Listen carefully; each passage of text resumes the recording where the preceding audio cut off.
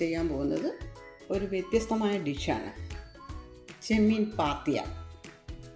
അതിനുവേണ്ടി ഇവിടെ എടുത്തിരിക്കുന്നത് ചെമ്മീൻ കഴുകി വൃത്തിയാക്കുന്നതിന് മുമ്പ് 700 ഗ്രാം ആയിരുന്നു. ഇത് ഏതാണ്ട് ഒരു കപ്പ് കാണും.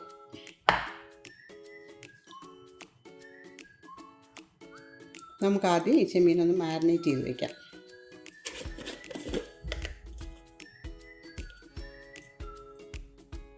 കാൽ ടീസ്പൂൺ മഞ്ഞൾപ്പൊടി,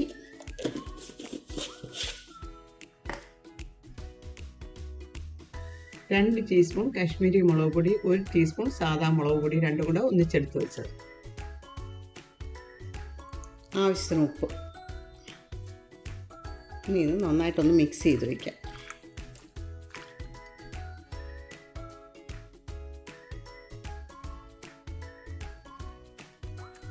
ഇതൊരു 15 മിനിറ്റ് ഇങ്ങനെ ഇരിക്കട്ടെ. ആ സമയം കൊണ്ട് നമുക്ക് ഇത്രയും സാധനങ്ങളൊന്ന് അരച്ചിട്ട് വരാം. 1.5 ടീസ്പൂൺ ജീരകം, 2 ചെറിയ കഷ്ണം ഇഞ്ചി, 2 പച്ചമുളക്, വെളുത്തുള്ളി 4 അല്ലി. അത് വലിയ വെളുത്തുള്ളി ആണെങ്കിൽ, ചെറിയ വെളുത്തുള്ളി ആണെങ്കിൽ ഒരു ചെറിയ കൂട. ഇത്രയും കൂടെ നമുക്കൊന്ന് അരച്ചിട്ട് വരാം. ഇനി നമുക്ക് സ്റ്റൗ കത്തിക്കാം.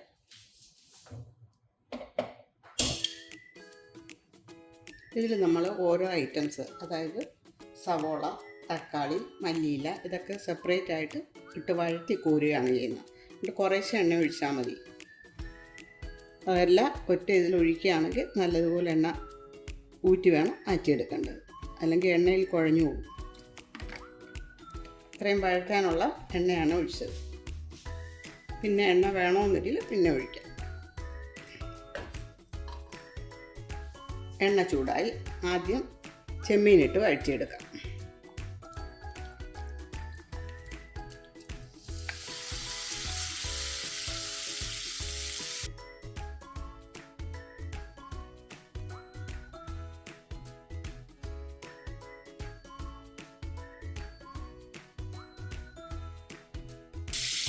ഞാൻ ഒഴിച്ചത് സൺഫ്ലവർ ഓയിലാണ്.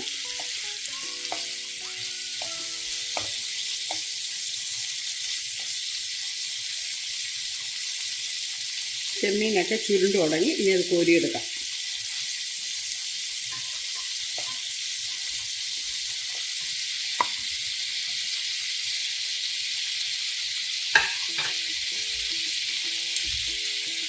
ഇനി ഇതിൽ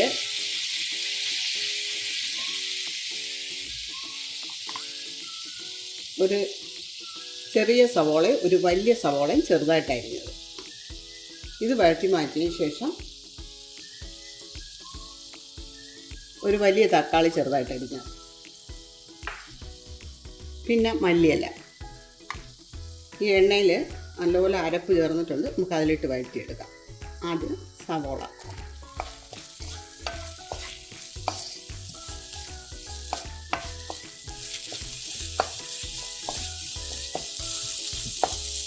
ഉള്ളി നന്നായിട്ട് വാടി. ഇനി അതൊരു കോരിയെടുക്കാം.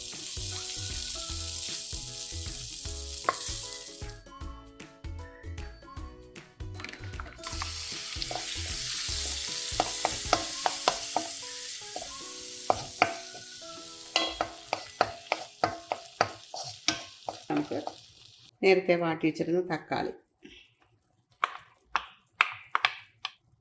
മല്ലിയില, ഇതെല്ലാം വെന്തതാണ്.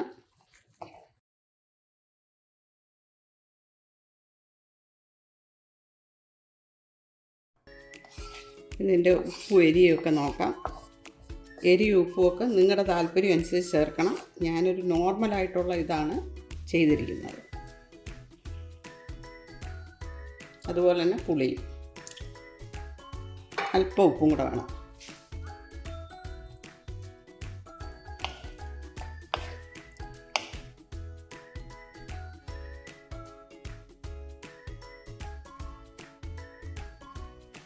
ഇനി ഇത് അടച്ച് വെച്ച് ഒരു 3 മിനിറ്റ് ഇരിക്കട്ടെ. ചെറിയ തീയിൽ വെച്ചാൽ മതി.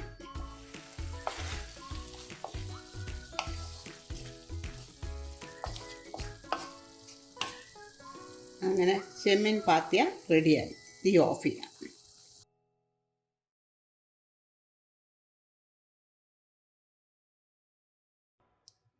നല്ല ടേസ്റ്റുള്ളൊരു ഡിഷാണ്, വ്യത്യസ്തമായിട്ടൊരു ഡിഷാണ്.